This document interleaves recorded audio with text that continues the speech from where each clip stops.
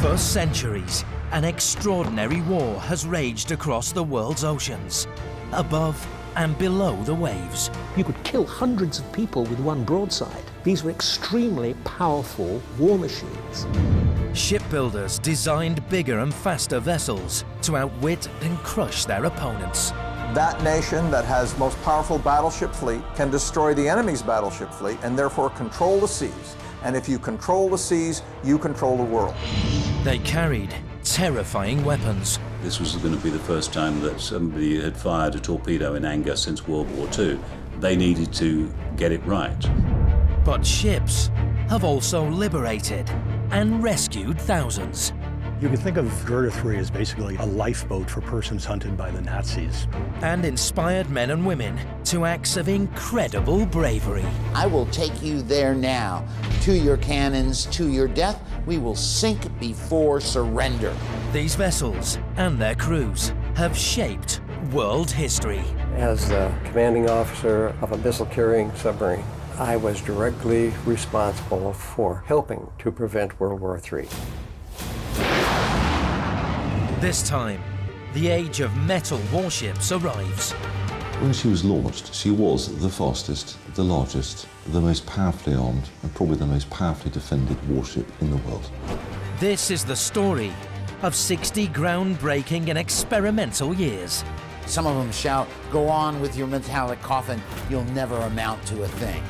But by the dawn of the 20th century, the great metal battleship is set to define a new world order.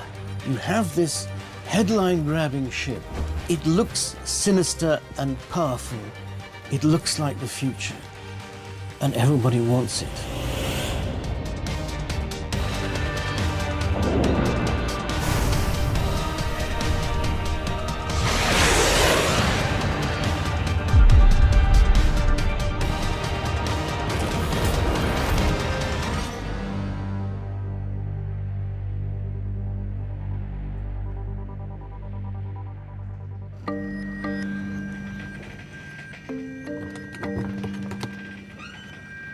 In March 1845, a competition took place that would change the future of naval warfare. Two wooden Royal Navy ships rendezvoused in the English Channel. Both boasted a cutting-edge steam engine. But while HMS Alecto was powered by paddle wheels, HMS Rattler had an experimental new propeller. It was to be a tug-of-war at sea. The two ships are lashed stern to stern, and as the power is put to the propulsion, Rattler slowly but surely takes control and pulls Alecto backwards at 2 to 3 miles an hour, her wheels thrashing around furiously, huge amounts of water being thrown up to very little effect. Rattler's propeller was taking the rotation produced by the engine and turning it into unstoppable thrust. The spinning blades created pressure differences between their upper and lower surfaces, pushing water away and drawing more water in to fill the space behind the blades. Rattler was being pushed through the water in winning fashion. It becomes very famous. There are great pictures of it. Everybody talks about it. The Times promptly declared, "The superiority of the Rattler has been fully shown." Britain is a great maritime empire, and the Royal Navy is the senior service. It controls the trade routes across which Britain's prosperity and the very food that we eat in this country flows. So the British public are very engaged with the sea. The national hero is still Horatio Nelson, so this is right at the heart of English identity. And in the 40 years since Trafalgar, very little had changed in the world of warships, until now. But the battle between the Rattler and the Alecto was not entirely what it seemed, because the Admiralty had cheated. The famous contest of 1845 had been loaded from the start. So the Rattler's engines were actually twice as powerful as the Alecto's engines. It was not a test. The Navy didn't need to do a crude tug-of-war to know that the propeller was the answer. And she won the tug-of-war quite easily. The Admiralty was determined to shake off any public affection for the familiar paddle wheel. They had already concluded that for the sake of the Royal Navy's future, this was a battle the Rattler must win. When steam was first applied to ships, merchant ships as well as warships, it was by using paddles. But paddles were problematical for warships because they took a lot of the side of the ship away. Screw propellers meant that you could put the engines lower in the ship. You had, most importantly, had all the side available for the armament. And greater armament would require greater defences. By the late 1850s, attention turned from metal engines to metal armour. And as a new decade dawned, Britain revealed the most fearsome naval weapon ever built, HMS Warrior.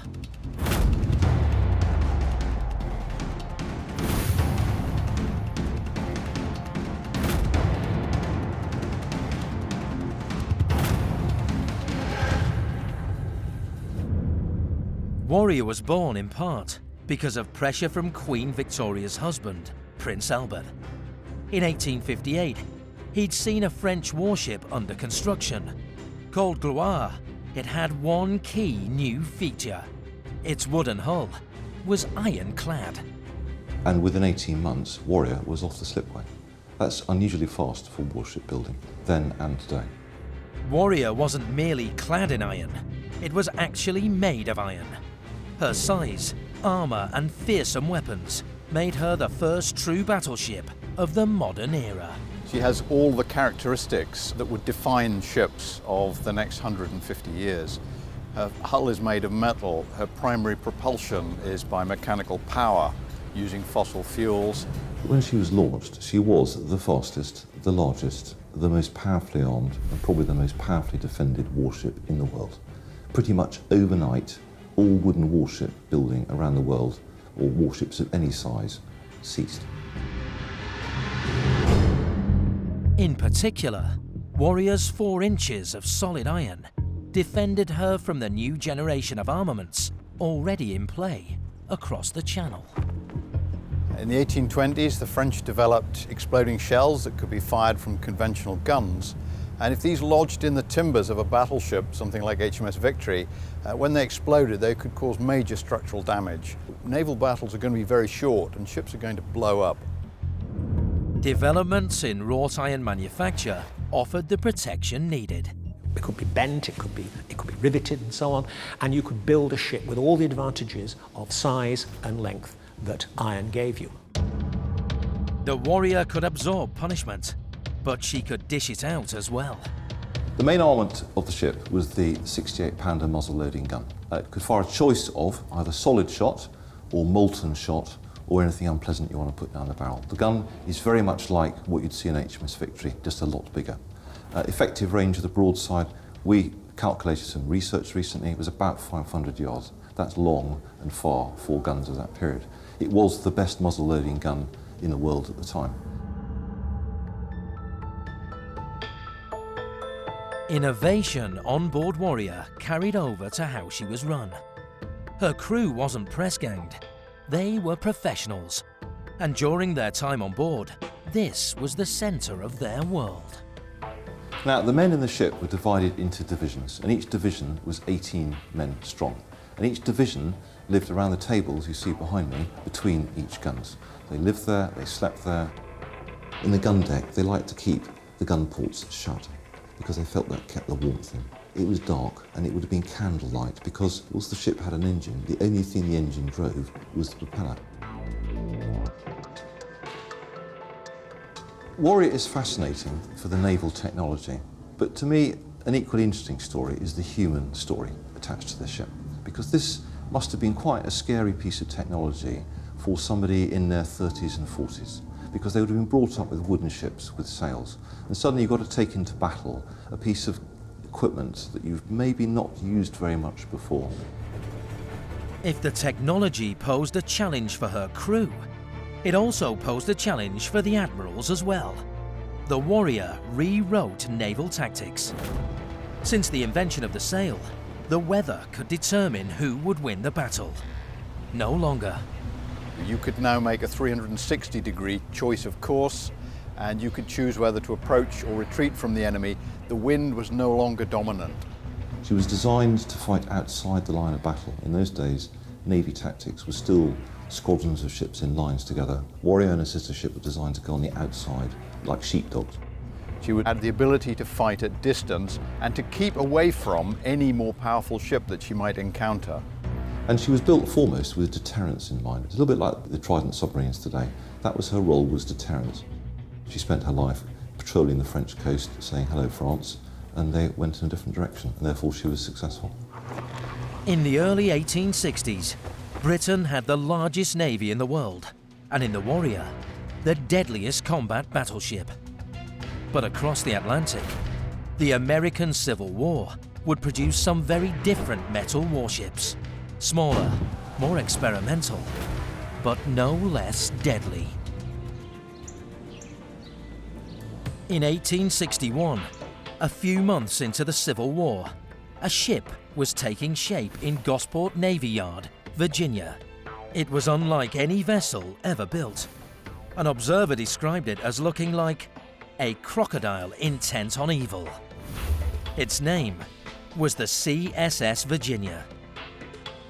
The Confederate South at that time had no navy to speak of, and was well outnumbered by the North ships, many of whom were blockading southern ports. By building a radical new vessel, Confederate leaders hoped to successfully take on the enemy and turn the tide of the war. Stephen Russell Mallory, Secretary of Navy for the Confederacy, tells the Confederate Congress that we want to build a ship that heretofore has never been seen in naval service, iron-plated with rifled guns and a ram. If we could come up with a ship that was invulnerable, that could not be sunk, an ironclad warship, it would completely rebalance the power at sea between North and South. But the Confederacy was short of materials. To build a ship from scratch would be impossible. But they had an idea.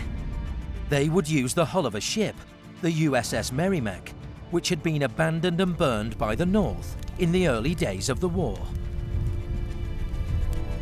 The Confederates are able to raise her using the machinery inside of the Merrimac. They cut her down and start to transform her. So they struck off all the masts, and there were guns along both sides, and one gun in both the bow and the stern, but 3 different gun ports for it, so it could be pointed slightly at an angle, or straight ahead, or straight astern. The workmen of Gosport Navy Yard pledged to work 4 hours extra into the night because it was desperate to get this ship completed. The Merrimac, rechristened the Virginia, was coated with 2 layers of 2-inch iron plate all the way around. On her bow was the terrifying 1,500-pound cast iron ram. The Virginia was an important project, but surprisingly, not top secret.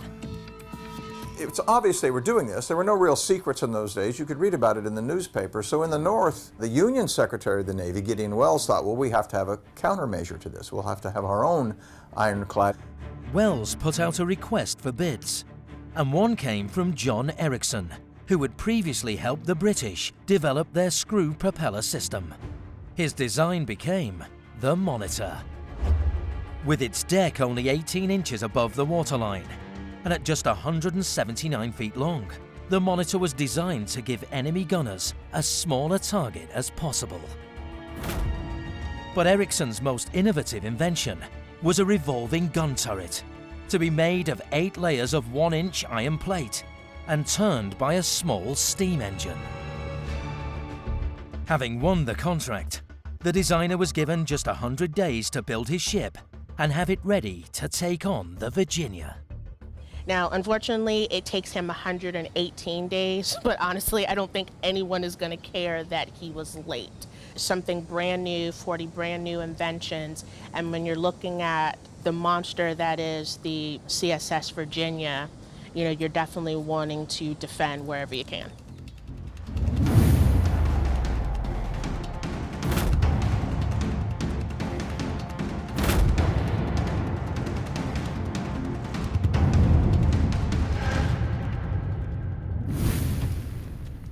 This is actually a picture of the crew, all different ages, all different nationalities, including Saya Carter, who was one of 7 African Americans on board the USS Monitor.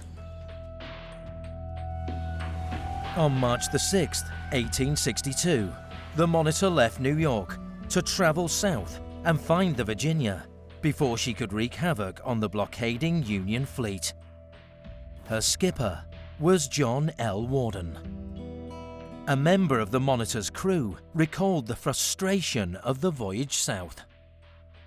Oh, how we longed to be there, but our iron hull crept slowly on, and the monotonous clank-clank of the engine betokened no increase of its speed.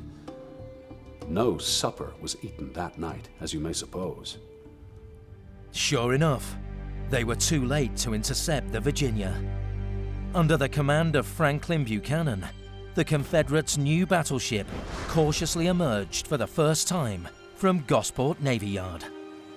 Its nearby target was Hampton Roads, the largest natural harbor in the world, which the Union fleet was already blockading. Even supporters of the Confederacy doubted this strange vessel could work. People throng along the waterbank. Some of them shout, "Go on with your metallic coffin, you'll never amount to a thing."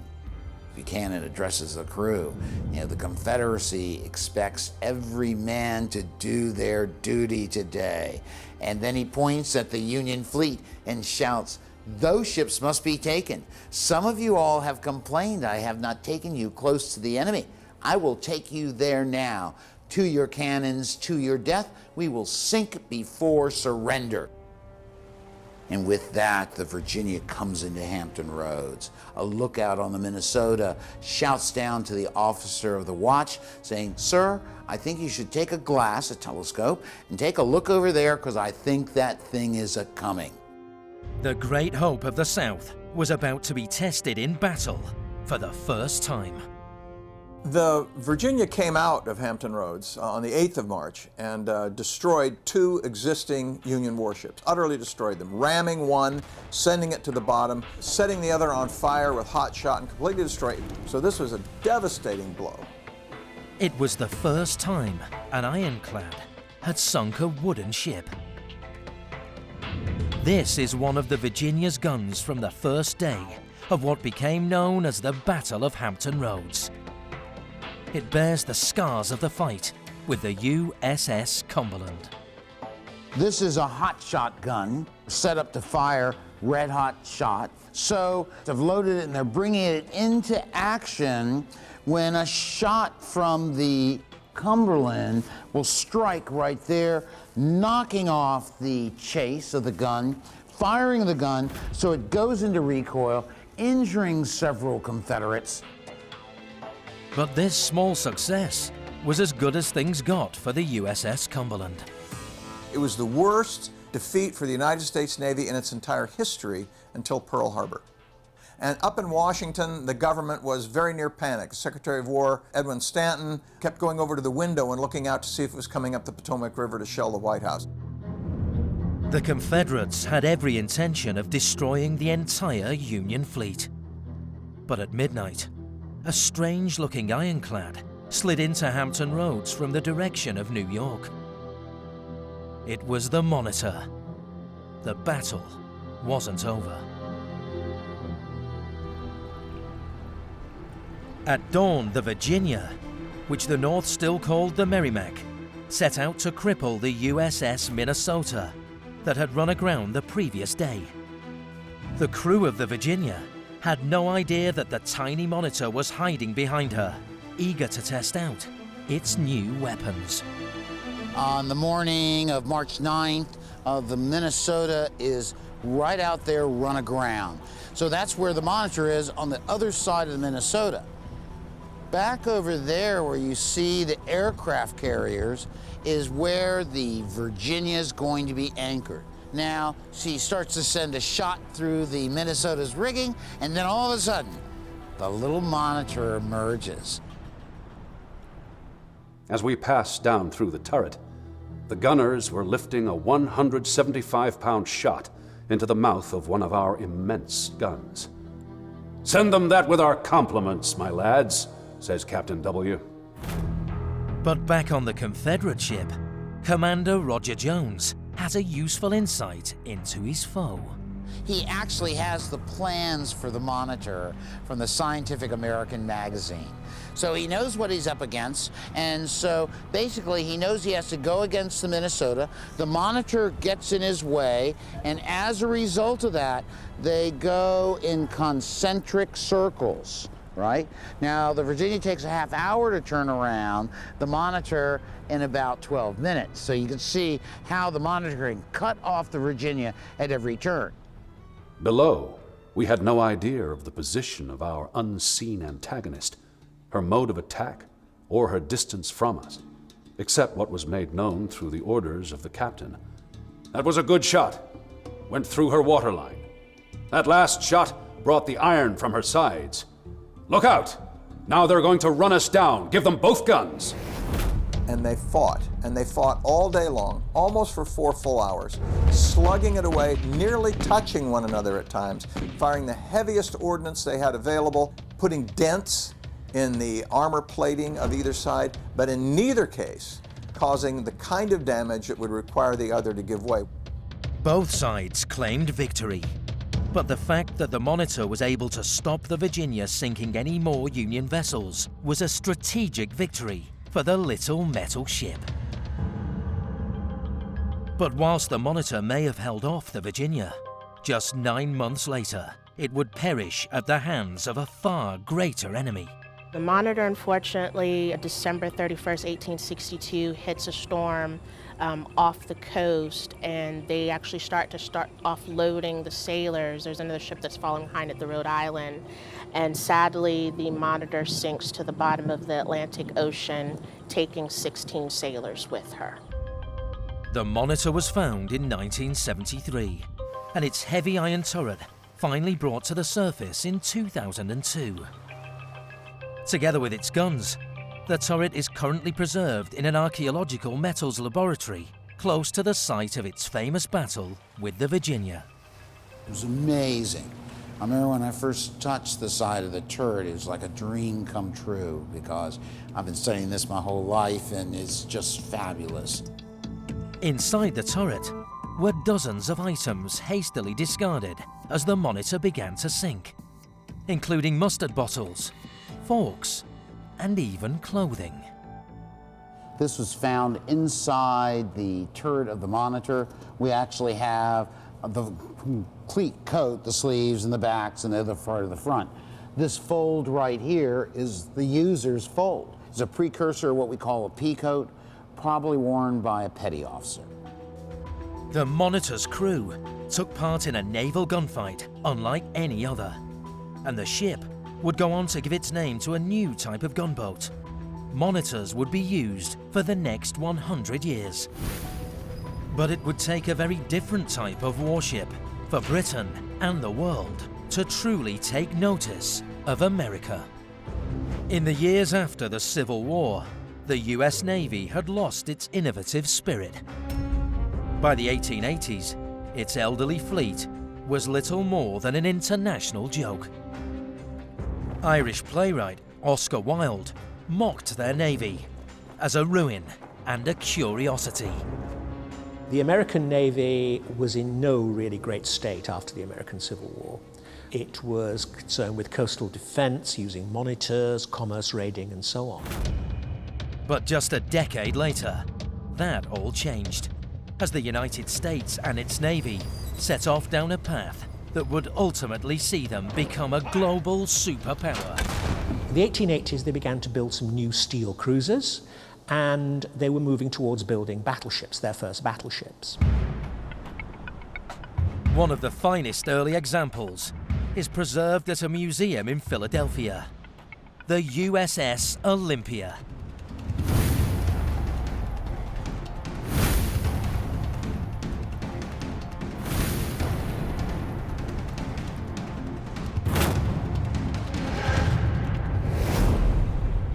The Olympia is a protected cruiser, designed to defend the most vital parts of her construction, but without armoring her entire hull.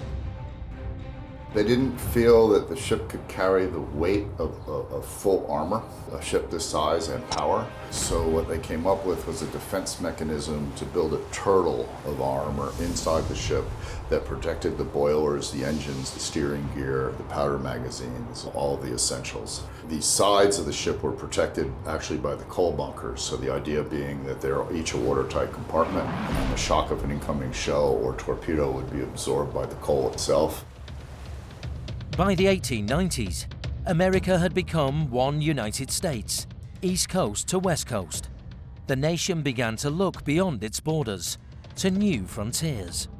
The Americans were becoming a significant naval power, not in the same class as France or Russia or Britain, but they were beginning to flex their muscles somewhat. And the obvious target was Spain. Spain was an empire in terminal decline. But the Spanish Empire still stretched from the Far East to the Gulf of Mexico, where the US kept a keen eye on Cuba. Here was an island that might hold great value as a US base. In late January 1898, one of America's newest battleships, the USS Maine, sailed into Havana Harbor as a show of support for Cuban revolutionaries. We thought of ourselves as the example of a people who had thrown off European control and gained their independence. We wanted the same for the Cubans. That was our sort of explanation to ourselves. But on the 15th of February, the USS Maine suddenly blew up in Havana Harbor. 266 men were killed. It was claimed a Spanish mine was responsible, but in truth, the most likely cause was a fire in a coal bunker. The American press, however, demanded revenge. "Remember the Maine" became the battle cry. This led to President McKinley declaring war on the Spanish Empire to liberate Cuba from the Spanish yoke, and also to give the Americans the opportunity to have a go at the Spanish position in the Pacific.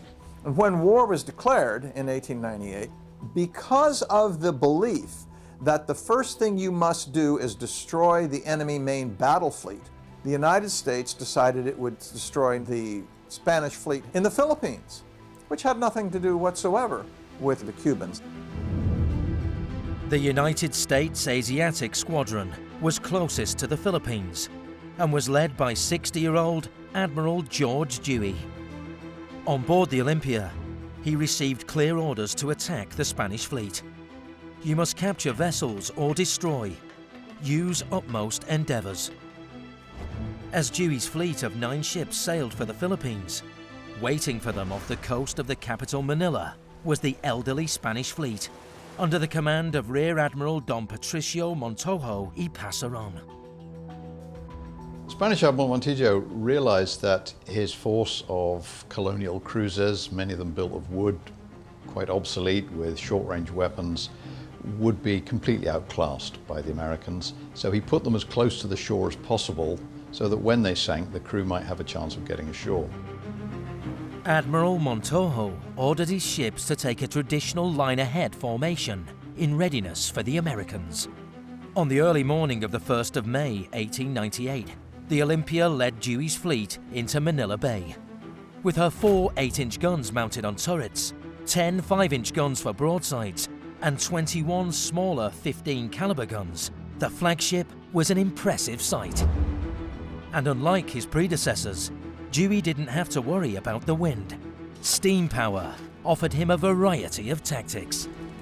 As he comes into Manila Bay, Dewey has a choice. He can either anchor up opposite the Spanish fleet and just exchange fire with them until he wins, or he can reduce the risk to his own ships by keeping underway and making his ships a more difficult target for the Spanish gunners. Admiral Dewey stood in his white dress uniform on the Olympia's bridge, and after 15 minutes of fire from the Spanish, told the Olympia's captain to fire when ready.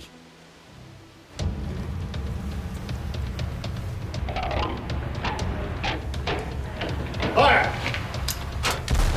His ships open fire and then circle round and open fire again. They just bombard the Spanish until the Spanish ships strike their flags, blow up or sink. Such was the force of the Olympia's guns that in the engine room the stokers found it hard to stay upright as the ship was vibrating so much. Up above them, the gunners kept their shoes on so their feet wouldn't burn on the hot deck. Like the Battle of Hampton Roads 36 years earlier, Manila Bay has been described simply as a gun duel. Manila Bay is one of the last battles of the 19th century. There are no submarines, there are no aeroplanes, there are no soldiers. It really is just a fight between two fleets. But the marksmanship in this gunfight was terrible. The Americans fired 5,859 shells, but less than 2% hit their targets. The Spanish results were even worse. These are navies learning about warfare, not navies that are experienced in warfare. After a battle lasting 6 hours, with many of his ships sinking, but still firing, Admiral Montojo surrendered. The Spanish fleet had been shot to pieces, half it had sunk, and the rest of it was of not much further use. 330 men died on the Reina Cristina, and 90 were wounded. The Castilla caught fire and sank, with the loss of 25 men. The Olympia, however, sailed for Manila, with the ship's band playing Spanish airs to entertain the locals who'd come to stare at the victorious fleet. Back home, Admiral Dewey became a national celebrity. He's probably one of our first real pop stars, if you will. He was on everything, advertisements for medicine or music boxes. People had pictures of him in their homes. He was a real hero. But the greatest legacy of the Battle of Manila Bay was a decision Dewey made not long after the smoke had cleared. A decision that affects American foreign policy to this day. Dewey asked for an army of occupation. He should then perhaps have steamed away and gone back to his base at Hong Kong. But he did not. He stayed there, and the Americans came to the belief that, well, look, we've created this vacuum of power. We destroyed the Spanish fleet. Now there's nobody else there except the Germans, who came sidling into Manila Bay and said, well, listen, if you have to go and take care of things, we'll look after things here. And the belief was, well, if we leave, the Germans will take it, or someone else with nefarious purposes, or it'll turn into chaos. No, we have a responsibility to stay here and supervise the Philippines. This was clearly not part of any of the motive that had begun the war in the first place, but it led to American stewardship of the Philippine Islands, which created an American overseas, for lack of a better word, empire. The peace treaty with Spain gave the United States the Philippines, Guam, Wake Island, and Puerto Rico. Within weeks of the Battle of Manila Bay, the United States also took possession of Hawaii. The annexation of Hawaii, of Guam, and of the Philippines created a series of stepping stones across the Pacific that made it easier for Americans to have access to the markets of China. And so in a very important way, the Battle of Manila Bay made America a global power. And America's new status would be the catalyst for rapid naval development. Just 12 years after Manila Bay, the United States would order a vessel that made the Olympia look like a Victorian relic. It would copy a revolutionary new battleship design from that old naval superpower, Britain. It was to be the age of the Dreadnought.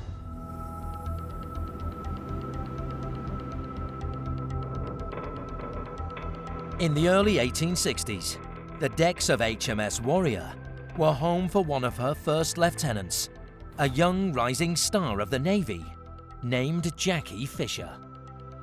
He used to go for walks in the South Downs, barking out gunnery orders to train his voice so they could be heard, 200 feet away. He was determined that he was going to be the smartest gunnery officer in the Navy. And throughout a meteoric career, Fisher always embraced the latest innovations. By 1904, he was First Sea Lord, and in a position to radically change the design of battleships and create a new warship for a nation trying to maintain its position as the ultimate naval power. The British Navy was huge. At the 1897 Diamond Jubilee Naval Review, it was calculated that there were more ships present than the next 6 navies combined. But we had kind of been first in industrialization, and we'd reached a sort of technological plateau, or so it seemed, and others were beginning to catch us up. Fisher's new vessel would draw its inspiration from Britain's naval past. What did Warrior bring to the naval scenery? She was fast and she was strong. And Jackie Fisher remembered that. The new battleship took shape in Portsmouth Dockyard in secret. It was built in only 130 days and named HMS Dreadnought.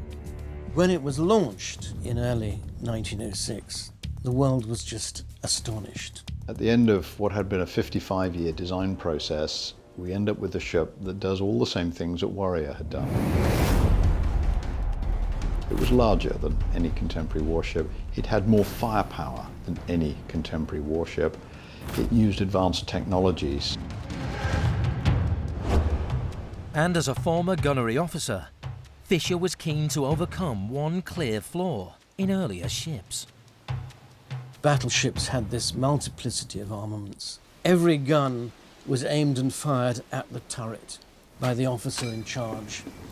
You couldn't spot and correct your fall of shot because everyone else was shooting, and who knew which splash belonged to which gun. Dreadnought, though, would hand control of 10 identical 12-inch guns to just one gunnery officer. And he could fire in salvos. He could press the button that fired the guns. He was above the smoke. He was above the spray. He had a better view, and he could watch the shell splashes of each salvo to adjust and correct the next salvo.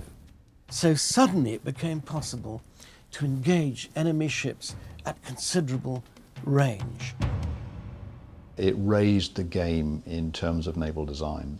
It was a ship that meant that every other warship in the world was now obsolete, and every battleship built afterwards would be called a dreadnought. And the dreadnoughts were fast. They were the first large ships to be powered by the latest engine, the turbine.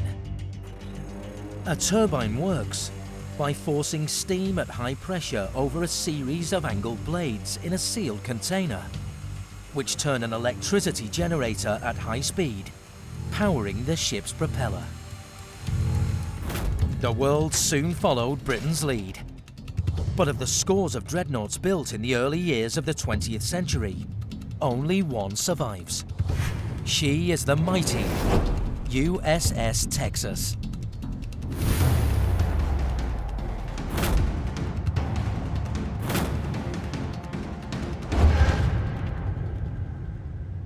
When she was launched, the Texas, like the other dreadnoughts, was a technological marvel.